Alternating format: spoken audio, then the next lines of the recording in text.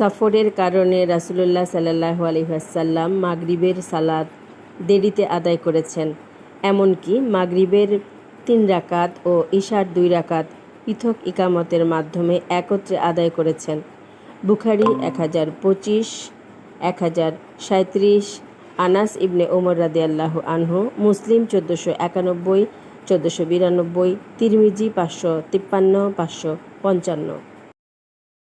রাসূলুল্লাহ সাল্লাল্লাহু আলাইহি ওয়াসাল্লাম সূর্য ঢলে পড়ার আগে সফর শুরু করলে আসরের ওয়াক্ত পর্যন্ত জোহর বিলম্বিত করতেন এবং দুটি একত্রিত করতেন, আর সফর শুরু করার আগেই সূর্য ঢলে গেলে জোহর আদায় করে সফরের উদ্দেশ্যে আরোহণ করতেন।